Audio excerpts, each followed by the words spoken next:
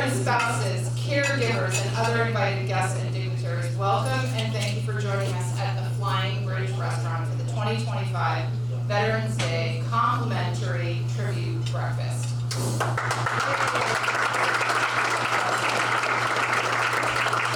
Our sponsors, Mark Rogosian, Sam and Judy Russo, and the Falmouth Chamber of Commerce, Michael Kasparian, Executive Director. Jay?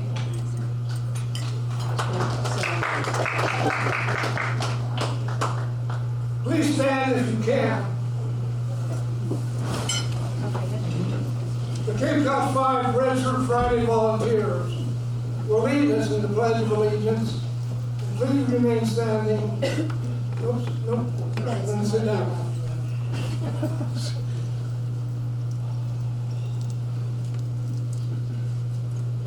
Give them this one.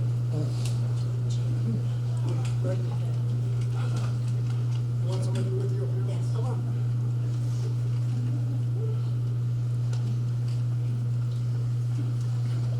I pledge allegiance to the flag of the United States of America and to the republic for which it stands, one nation, under God, indivisible, with liberty and justice for all. Thank you.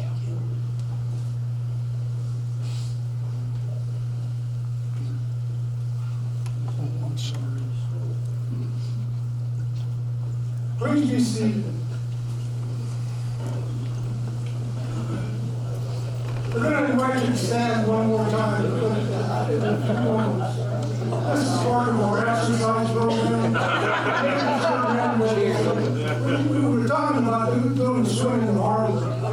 We settled on just separating the program a little bit so that the Falmouth Corral Chamber singers would have the floor. Bear with us for another minute.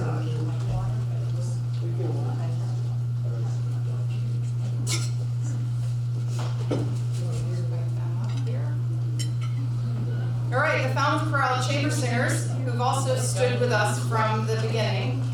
The chorale will be performing later this week, when is this? December 13th, later this season, a Baroque holiday featuring J.S. Bach's Christmas Oratorio, I know that one, on December 13th and 14th, 3 o'clock at the John Wesley United Methodist Church. You don't want to miss it. There's an invitation card on your table, so you can take that home and put it on your refrigerator so you make sure that you attend.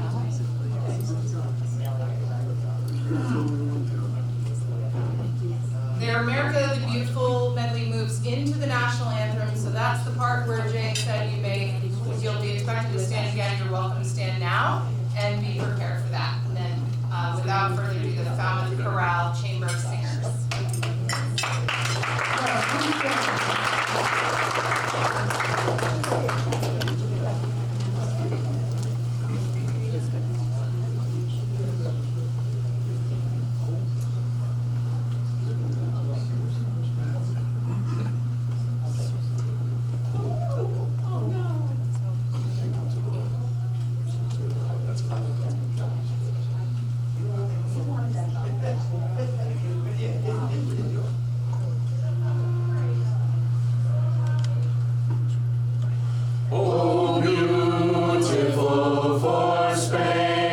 Skies, for amber waves of gray, for purple mountain majesties above the fruited plain.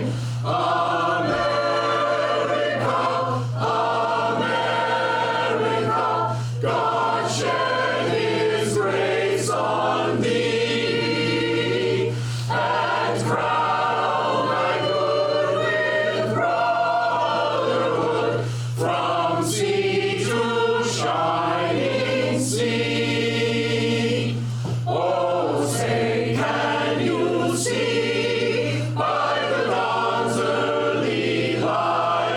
What so proudly we hailed at the twilight's last gleaming, whose broad stripes and bright stars through the perilous fight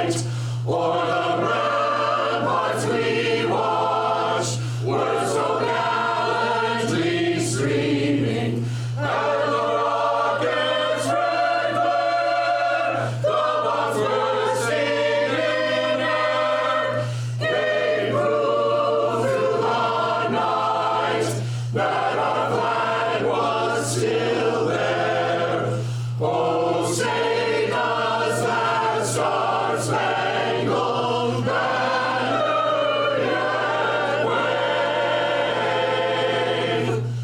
o'er the land of the free and the home of the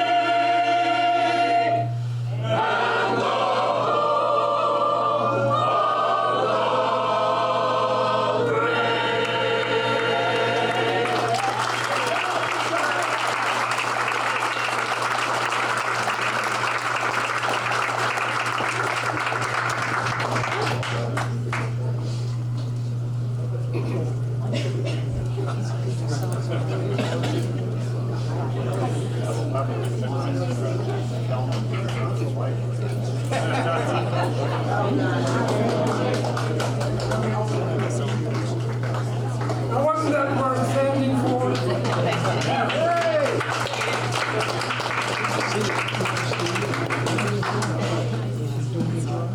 So now you can sit again. No more standing. Veterans, today it's all about you, us. Today, the United States of America, our entire country, pays tribute to all American military veterans, living or dead, but it especially gives thanks to living veterans who served their country honorably during war or peacetime. Your bravery, sacrifice, and strength have not gone unnoticed, and America will always be indebted to you and your families for all you have given to our great nation. Good morning. I'm Jay Zavala, Falmouth resident, Vietnam era veteran, Army sergeant. I've had the privilege of organizing and emceeing this event annually since its inception in 2013, excluding COVID years 2020 and 21, at the request of Bill Zavala.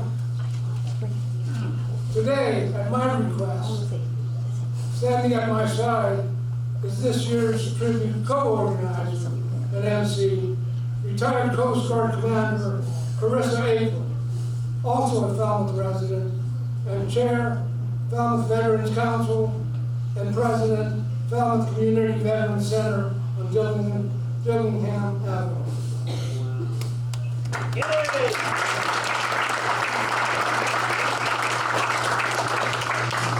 10 years ago, Jay was diagnosed with Parkinson's disease.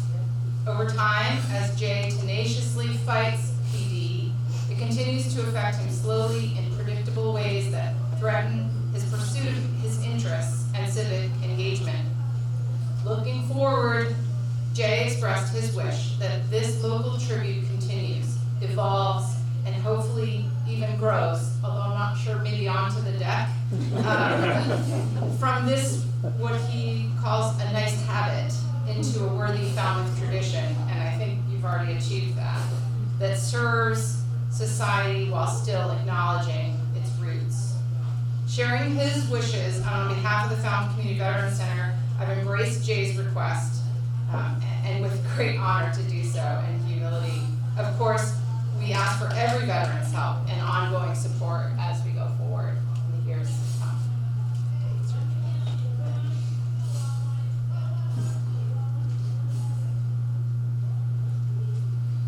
This is all very self-serving at this point. 3 months ago, I happily celebrated my 81st birthday. I celebrated by giving up a sharp razor and started working on this beard. So the style I learned is called Hollywoody or Hollywoodian. I hate the name, but I love the beard. My wife does not like it and vaguely threatens severe repercussions. I've located most of the ammo in our house, and I do sleep with one eye open. What do you guys think of it? I love it.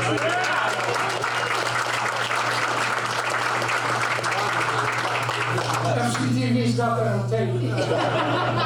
And you all might get a subpoena to be witness. This is our 11th breakfast gathering. It's wonderful, and in some cases surprising, to see so many old, familiar faces. We're a pretty tenacious bunch here in Falmouth. It has been requested by Falmouth's outstanding director, let me say that again, by the outstanding director of Veteran Services, Jim Gozius, to remind everyone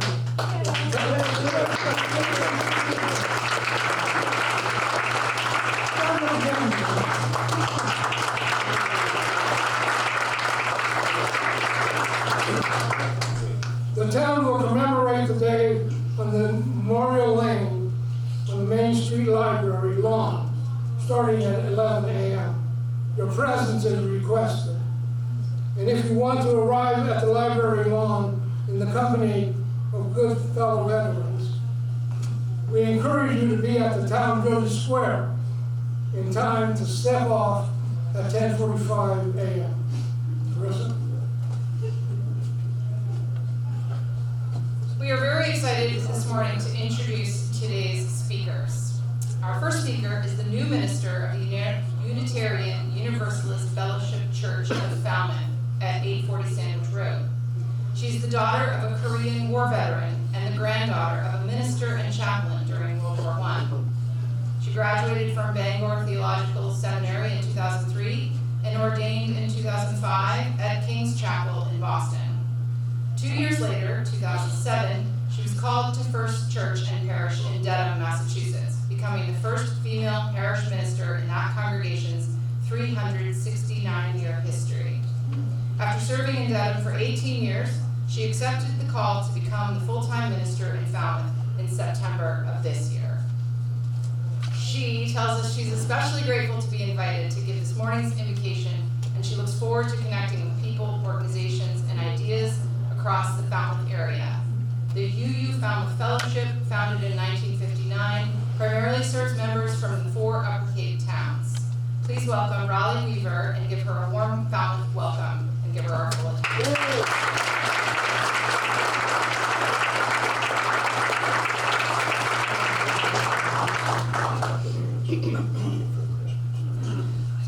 I'm mostly known for my brevity, so bear with me, I'll be quick.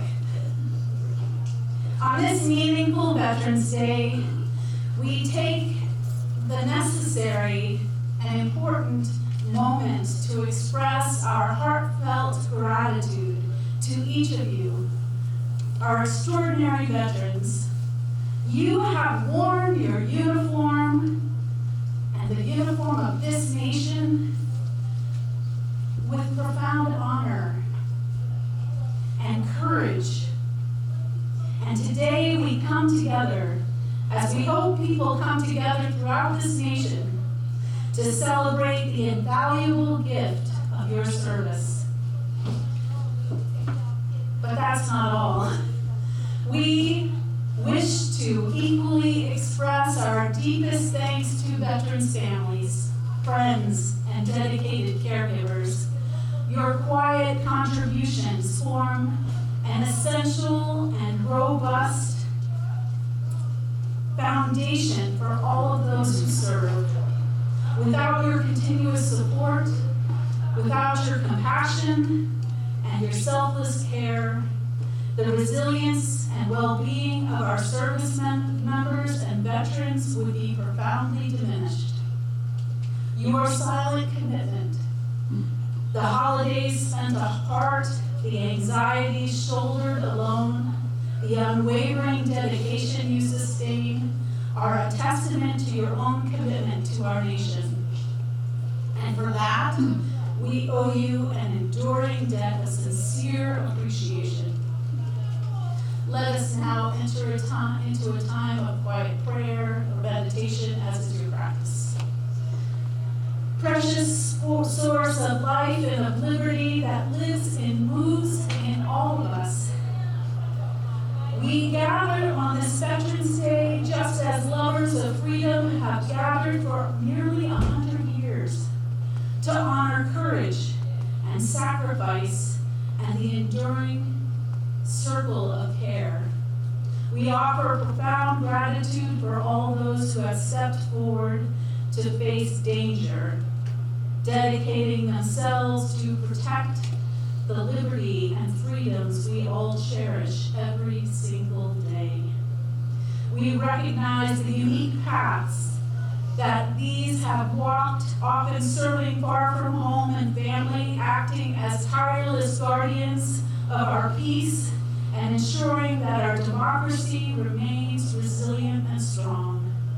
May the courage our veterans have shown to protect and defend freedom, even at significant personal cost, never be overlooked, but be inscribed in the heart of our nation as a precious and enduring legacy.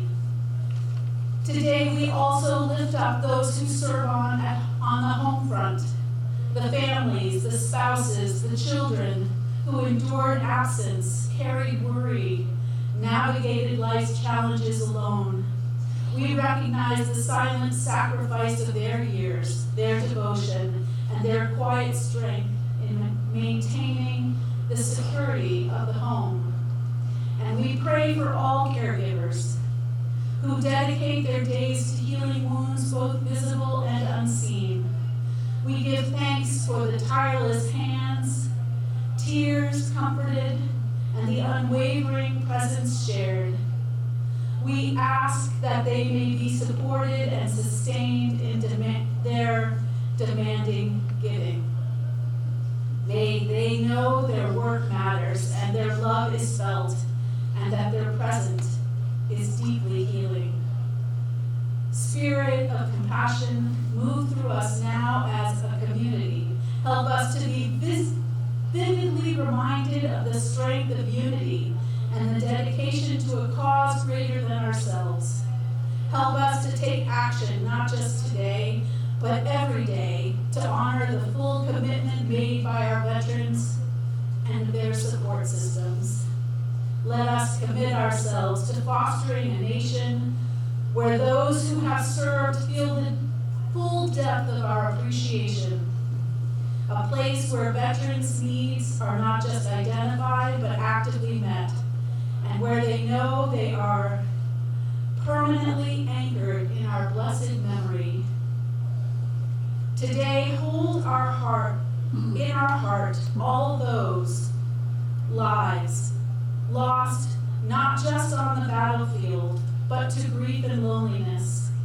We commit ourselves today to the hope and the effort of caring so that no person who serves or has served our country at home or abroad falls outside of the care and compassion of the country we all hold so dear. May we carry forward the essential lesson that our veterans service teaches us, that freedom is not free, but is and must be continually upheld by love, empathy, and active, dedicated engagement. May the circle of care for those who preserve our liberty never be broken. Amen. Amen. Thank you.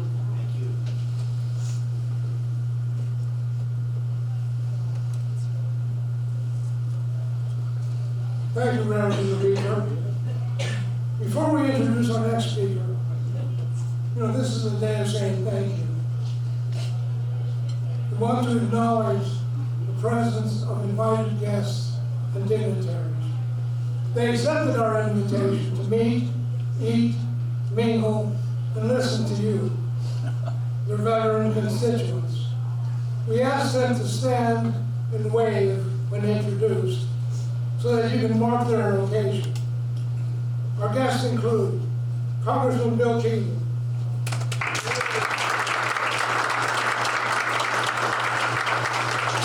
you hold your applause to the end. I gotta manage this man. And with State Representative David Vieira, Barstow County Sheriff Donna Buckley, Falmouth Select Person Robert Muscali, Heather Goldstone, Doug Brown, and Jack Richardson.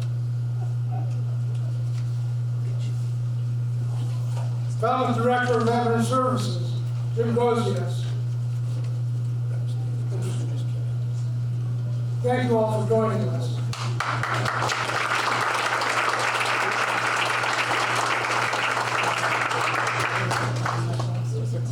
We have a few adjustments to make here.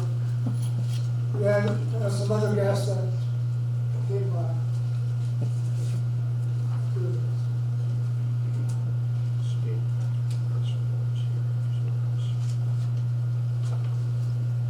Falmouth Veterans Council members: David Bragman, Paula Smith, Ahmed Mustafa. Members from the Falmouth Community Veterans Center: Alan Wilson, Mark Gordon,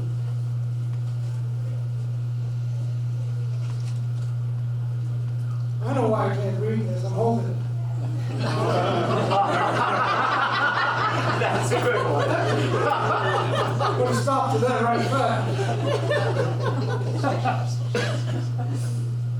Becca Gonzalez and her active duty spouse, SCDO Manny Gonzalez, and Sean Cornell.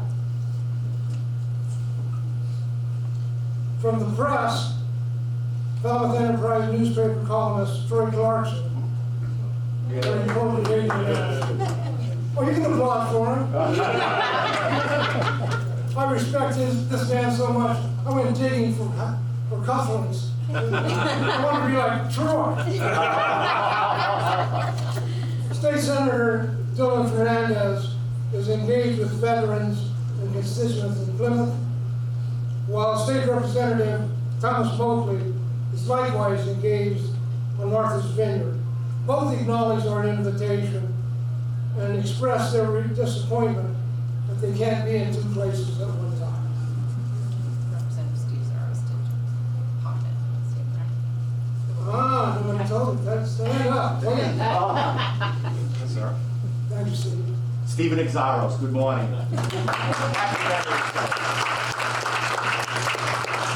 We also have from Falmouth Community Television, Sean Hebert and Ryan Weber.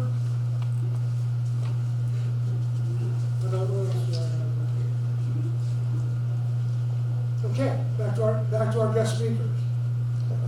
We all know today is a national holiday. Yet for millions of Americans, today is just another day of doing without.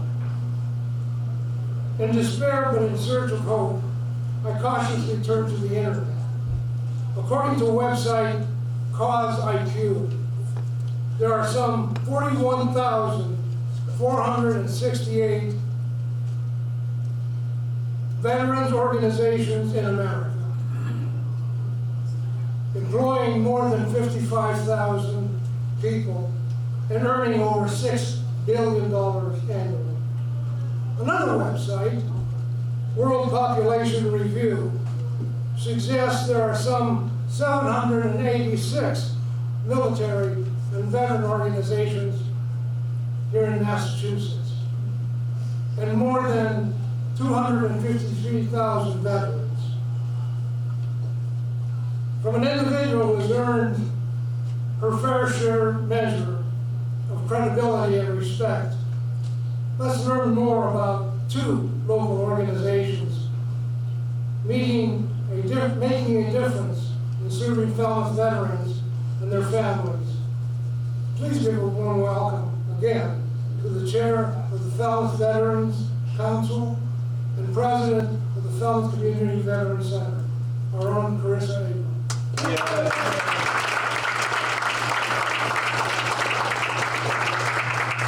Thanks, Jay. I mean, I don't have to tell anybody in this room what an honor it is to be up here with you and share the privilege of this podium today. Your internet research and the impressive numbers of other veteran organizations that you found remind us that we are not alone in this, in this passion and this work. I think that we know there are so many people and organizations who come together every day for veterans, for each other, and strengthening our connections and continuing to deliver the spirit of service. And I'm sure most of you know, but here in Falmouth, we're the only town on the Cape with its own dedicated full-time staff of 2 in the Department of Veterans Services, in addition to the all-volunteer town-appointed Veterans Council. The other towns of the Cape and in nearby counties, they are part of a district model, a sort of a cost share, to provide part-time town services for their veterans. We have a lot more veterans, it turns out, than most of these other towns. And I think that if we were to do a cost share, I think we'd need like 5 shares or something. So we are so lucky to have our very own full-time staff. And that's a decision that the town made and makes over and over again. Our Veterans Council is made up of representatives from the town's veteran-serving organizations. So AMVETS, VFW, DAV, the Elks, Joe Q, and Cape and Islands Veteran Outreach. We are all together in this council, which I think really serves the town in maximizing our opportunity to collaborate and increase the impact of our individual organizations by working together. And I really want to recognize the group, some of that group that are here today that were able to join us this morning. Jim Guzius, of course, who's on his 3rd stand-up for a wave and really deserves it. He is selfless and tireless, and he really raises the bar on what this job looks like. From the council, Dave Branga, Paula Smith, and Ahmed Mustafa. And then there will be others today that will join us at the Memorial Lane ceremony. I'm also really proud to recognize a few members of the Joe Q Board and Advisory Council today who are here with us this morning, and more will be over at the Veterans Center later. They've just given so much of their time, talent, and treasure and to open the town, maybe the region, maybe the state's first ever Veterans Center that's a community Veterans Center in this model. And they continue to fill it with programs and events to create new connections within our community and really reconnect and underscore our connection in our own veteran community and beyond. With us this morning, already called out a little bit, Alan Wilson, Mark Boardman, Becca Gonzalez, and Senior Chief Gonzalez, and Sean Cornell. Thanks so much to all those volunteers, all the many, many, many volunteers, and all the many, many organizations really throughout the nation and the world for their commitment to strengthening this community.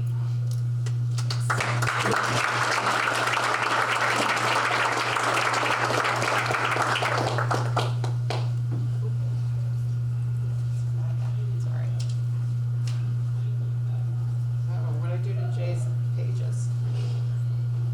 Okay. Maybe I'm supposed to say that. No, thank you, Chris. All right. Our next speaker is an active board member. Whoops, no, that was for Carissa. That's right, you can say it anyway, because I talked a long time. See, you were here, this is perfect, promise. Perfect. Our next speaker is an active board member with many local organizations, as well as being a longtime town meeting member. Please welcome the Executive Director of the Falmouth Chamber of Commerce, my good friend, Michael Kasperger. Yes, Michael.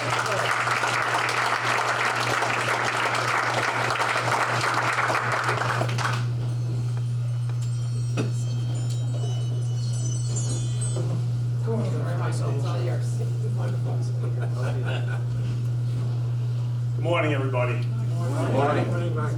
Before I start, I want to just show you all that last minute here, because I'm going to talk a little bit about community today, a little bit about this evolution of this program and where it's going to go, of course, our involvement. The school children of Falmouth just dropped off all these cards for veterans that they made and they dropped off, and they want to make sure that we distributed them. So I'm going to make sure they go down to the front, and on the way out, please stop and get one of these cards made by our Falmouth students. That's awesome. I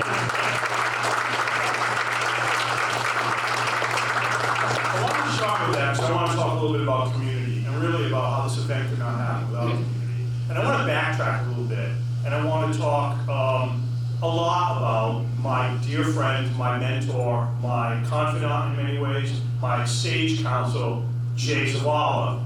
And if it wasn't for Jay, of course, this event never would have happened. But it began a little bit before he got that phone call from the late, great Bill Zammer and Sam LaRusso. So, of course, Bill and Linda, Sam and Judy approached Jay and said, hey, we're thinking of doing a veterans breakfast.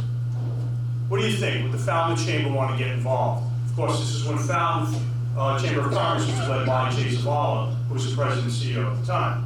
So I remember Jay said to me, what do you think? And I said, I think it's a great idea. What do you think? Of course, Jay was all on board, and it happened. And this was part of a broader program that was really put in place when Jay took over as president of the Falmouth Chamber of Commerce to not only position the Chamber to be a business-focused organization, but a community-focused organization. And in the 15 years plus, give or take a little more than that, that's what the Falmouth Chamber has become. Really a community-focused organization, working to support the nonprofits in the group, and really working rather diligently on behalf of veterans, on behalf of all of you in this room. I know Carissa leads these amazing organizations. The business people and the community have come out when the Veterans Center was being built, when donations were being asked for, time being donated to make that center into what it is today. The business community really came out. Everyone came together. It's all about the community.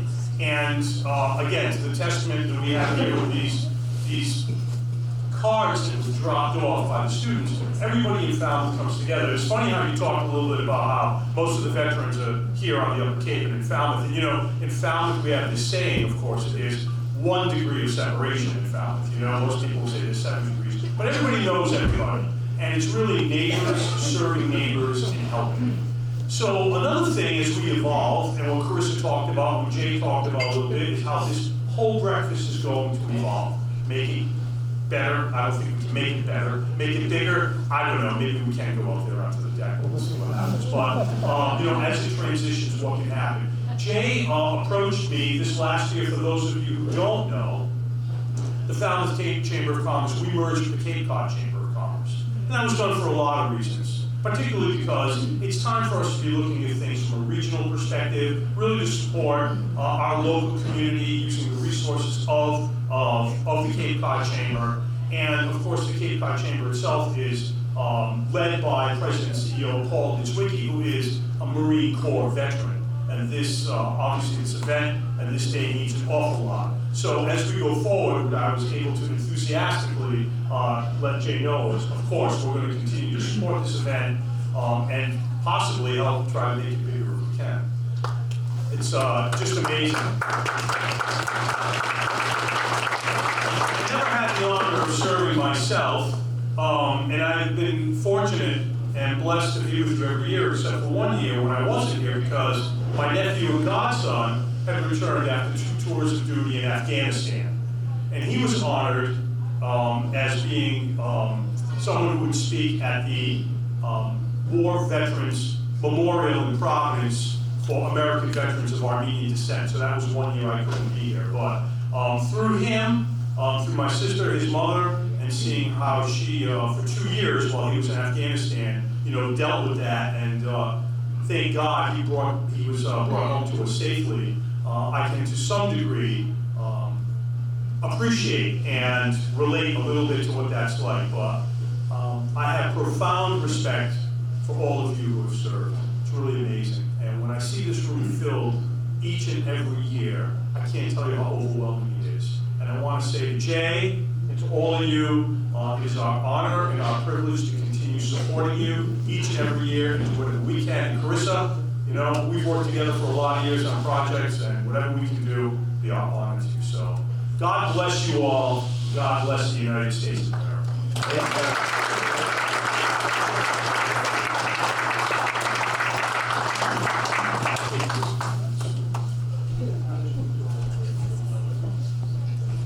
Thank you, Michael. Our final guest speaker needs no introduction.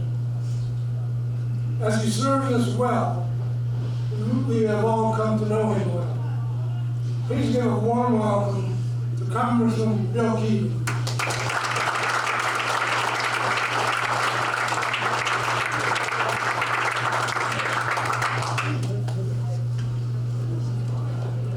Thank you, Jay. And first and foremost, thank you to every veteran that's here, every veteran that served. Your service is something that we should appreciate today in designation of an official day today, but appreciate every day. This has been a tradition for me for over a decade, and it's a lot better than some of the traditions I had in my life. I remember getting up before dark when I was a little kid. My dad was the keeper of the graves, and he was the Veterans Service agent for over 30 years in the town of Sharon. And we used to get up and make sure that every grave had a flag. And they do it ahead of time, but then some kids or other people that wanted a flag didn't realize they could pull it up. We'd have to go around again every morning, morning of Memorial Day and Veterans Day, to make sure it was there. It was cold, and it was enlightening in many respects.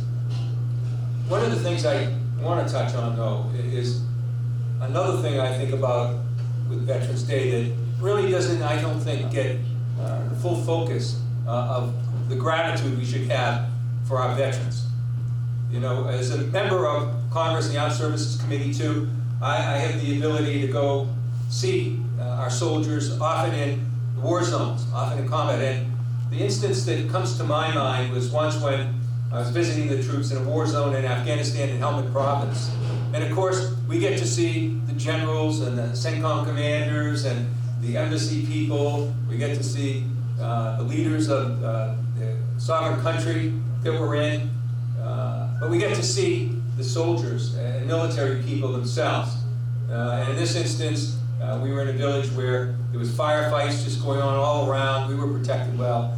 But they were there, day in and day out, fighting, exhausted. And what comes to mind that really was revealing to me was this. In the course of doing that, someone mentioned that there was a little school there.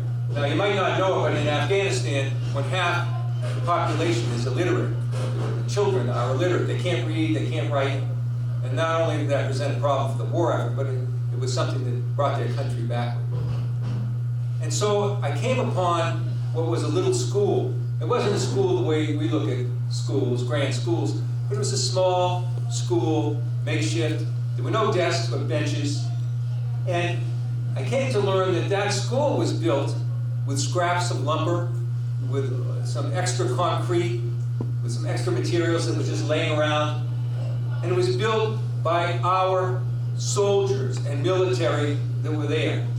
And I want you to think for a second, these people were exhausted. They were in the middle of firefights. Their lives were in danger, they were under stress, and if they had a few moments, you would think they would take it to ease back and recreate. But without any directive from any military authority, any policy, they took it on themselves to take that material and turn it into little schools where these people, not even American children, would learn to read and write, because that was part of their American values, to educate, to help the next generation to go forward. And what it revealed to me was, once again, that we don't appreciate, perhaps, not only what veterans have done during their service, their active service, but what they do afterwards. So many of our veterans, when they come home, they serve us and continue to serve to keep us safe as police officers, firefighters. They move on to public service jobs and they're officials at the local and at the regional, at the state and the federal level. They continue to serve. So many of them volunteer in civic cause. I remember when I started a program when I was district attorney to Beyond the Yellow Ribbon to deal with the issue of returning veterans and brain trauma, PTSD, and how that wasn't being screened and how it wasn't being recognized for the many people that came back with hidden wounds. And out of nowhere, I don't know how they even heard about it. I just had an influx of Vietnam veterans that heard about it, reached out. They were the lifeblood of this because they came home to an unwelcome America, too many of them. But instead of being bitter, instead of turning, they still were there, helping other people, serving the public, serving this country even beyond their years. And this happens time and time again with veterans. There's something, they have a calling to serve, but that service doesn't usually end when their end of service comes. They continue to be so important to to our country. Not only in the things I mentioned, but they're entrepreneurs. They start their own businesses. They take their skills and their leadership and bring it forward to make our country better. So as we look back at Veterans Day, I want everyone to not only think of this special day, and incidentally a day that is appreciated by people outside of this country. I've been in so many other countries where their real existence, and they'll acknowledge this, as a democracy is there only because of the effort of the United States veterans and soldiers that served. Their countries wouldn't be the same, and they appreciate it. I was always moved that when I went to Normandy, and I'd be traveling with the van up there and look at the houses, the residential houses that were on the roads leading up there. And I couldn't get over the fact that after all these years, I'd look at some of those houses, and they would have a French flag, and then they would have an American flag, still on their own homes, because they never forgot that they wouldn't be there if it wasn't for the commitment and sacrifice of the United States military. It's something that is so important. And it's important today to remember, too, that we have an obligation as a country to keep supporting those veterans. You know, in public service, my North Star isn't a Democrat, it isn't a Republican. My North Star has been my uncle, who I never met, who received, was a recipient of the Silver Star, who was killed in action. And his sacrifice, and I saw it through my grandmother, the Gold Star mother, and I saw it through our family, and so many other people. And that was what drives me, frankly, to public service. And we can't forget that so many veterans, right now, in this day and age, are still in need. In our center in Hyannis, where our Cape Cod office is, our neighbors are the Cape Cod Veterans Outreach Center. The other night, in the food pantry, after it closed, but they kept open, in the dark, there was still a string of cars, more than they'd ever seen before, of veterans needing food. When you look at some of the policies and some of the actions that I'm fighting, along with so many other people, that I think are misguided, where things like cutting the funding for a program that staves off the foreclosure of veterans' homes, their own residences. Of the cuts that are there, 88,000 proposed for the Veterans Administration Office. 49,000 vacancies not filled in those offices. And in our office, we're helping veterans all the time, and we see the effects that there aren't people there. Servants there, civil servants there to process it, to move things along, to guide and give information to veterans that are seeking help. And knowing that 30% of our federal workforce, with all the cuts that occurred, they're veterans, and half of those are disabled veterans.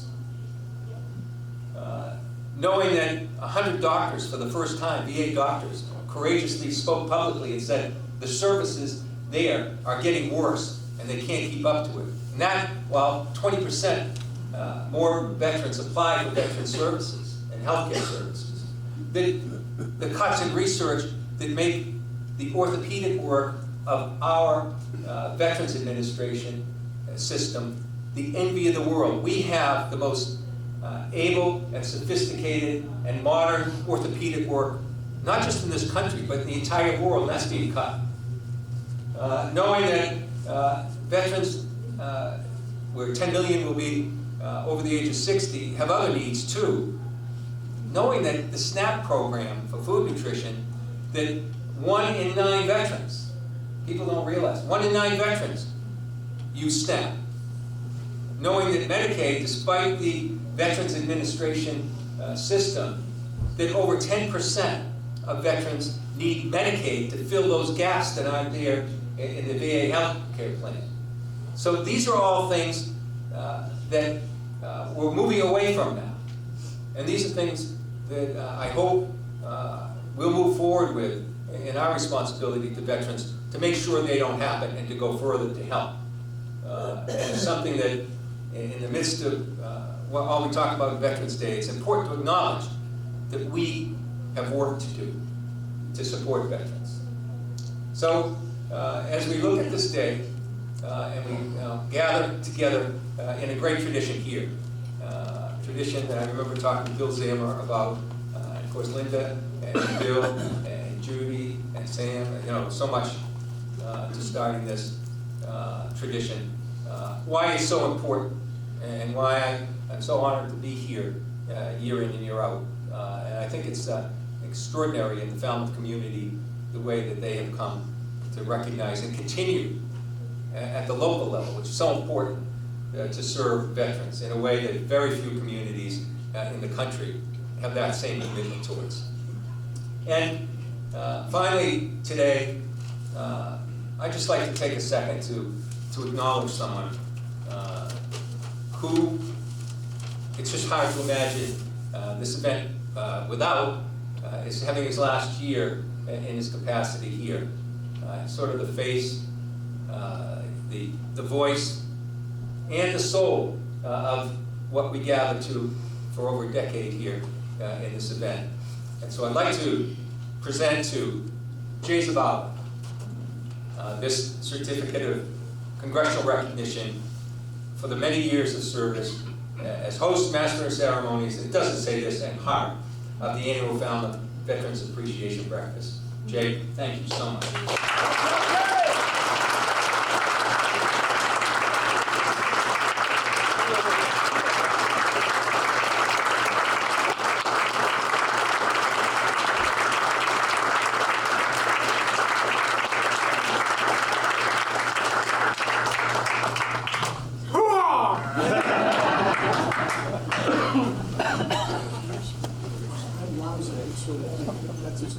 That's a good estimate.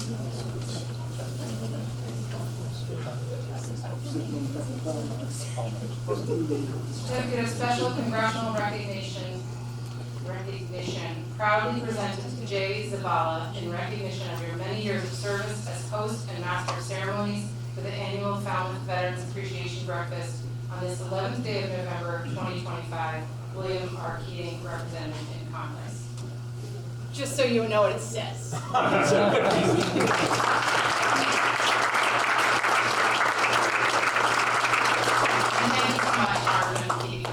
In closing, thank you to every military veteran for his and her service to our great country and for gracing us with your presence today.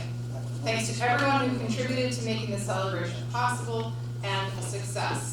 We are Falmouth, and Jay gets the last words. From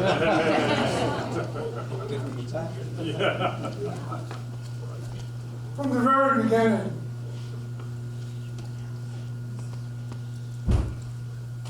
never mind. Remember to turn your telephones back on. Be careful going down the steps. I hope to be here next year, enjoying that song. Thank you all for coming. You filled my heart.